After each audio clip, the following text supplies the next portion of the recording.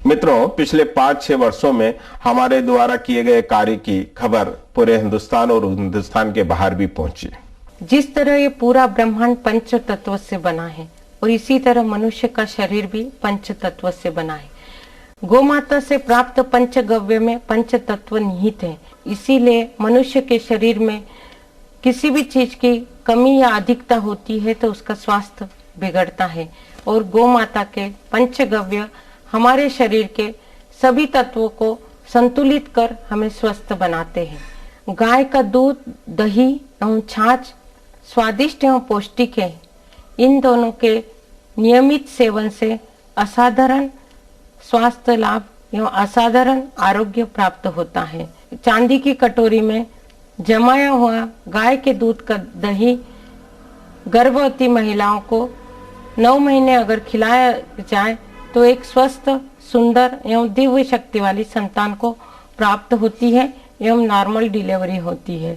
इसी तरह गाय का दूध से बना हुआ दही एवं छाछ शीतलता प्रदान करता है, सभी तरह की जलन, एसिडिटी को कम करता है। गाय के दही में अद्भुत औषधीय गुण होते हैं एवं उसकी बनी हुई छाछ से अगर किसी को नशे की आदत हो तो वो अगर छाछ का नियमित सेवन करता है तो नशे की आदत तक छूट जाती है।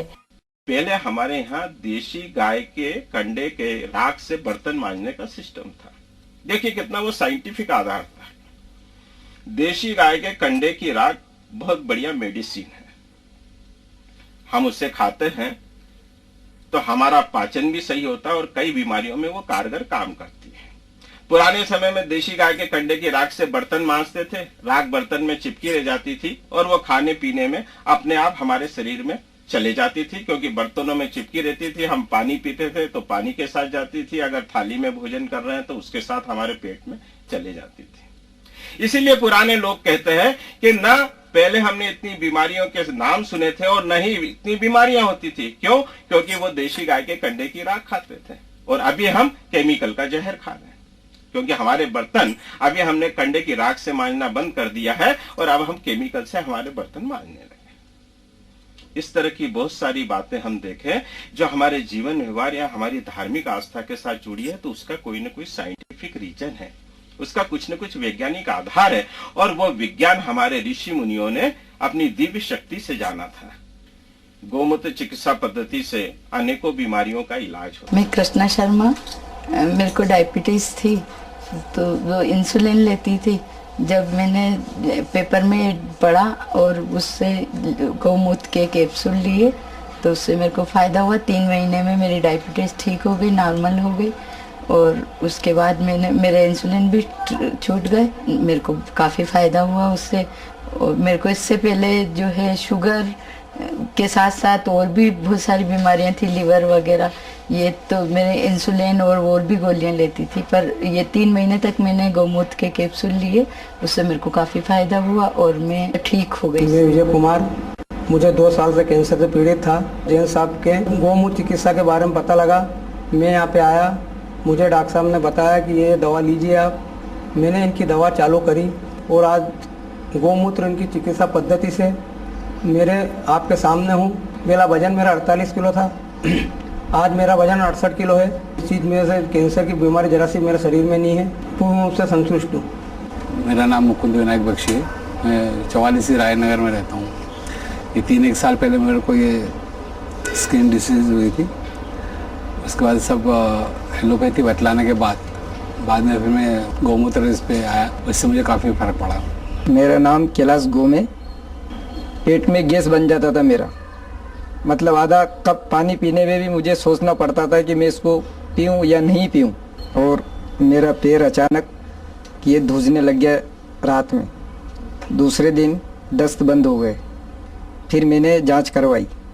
जांच कराने के बाद उन्होंने मेडिसिन दिया MY से, उसमें कुछ भी नहीं हुआ। फिर मैंने सोनोग्राफी करवाई, उससे नहीं हुआ। फिर मैं यहाँ आया, डॉक्टर साहब ने मेरे को जांच करा के फिर बोला कि गौमूत्र आप लो, और यहाँ से कैप्सूल वगैरह बोला था। उसके बाद मैंने जिस दिन लिया उसी दिन मेरा पेट एकदम नरम हो गया। उसी दिन से फिर मैंने 6 महीने तक सलंग गौमूत्र लेना शुरू कर दिया। आज से 4-5 वर्ष से पूर्व मुझे पेट में तकलीफ होने के कारण मैंने इलाज करवाने के लिए निकला था दवाखाने में। मैंने मशीन पे चेक करवाया, कंप्यूटर उस पर सोनोग्राफी इसमें, तो वहाँ मुझे पता गया कि आपको HIV एड्स है।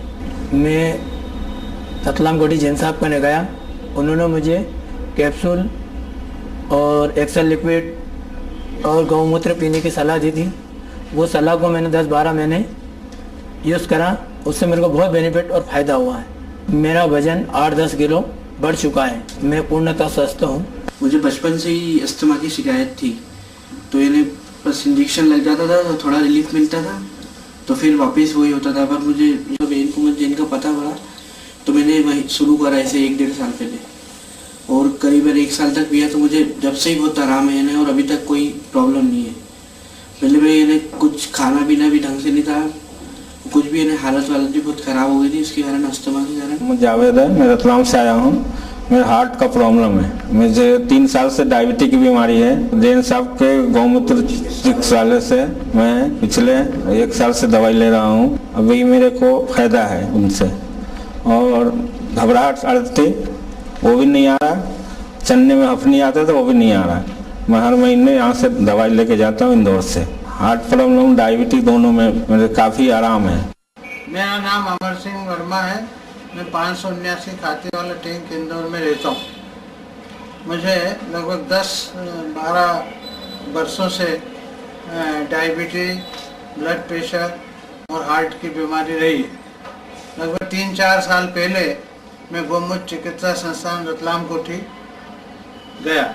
जब मैंने गौमूत्र लेना प्रारंभ किया तो रतलाम कोठी के गौमूत्र संस्थान के जो संचालक है उनसे मिला था।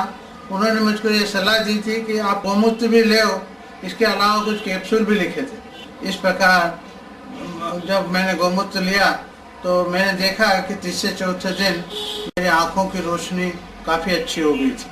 तब मुझे विश्वास हुआ कि गौमूत्र चिकित्सा से मुझे और भी कई लाभ हो सकते हैं।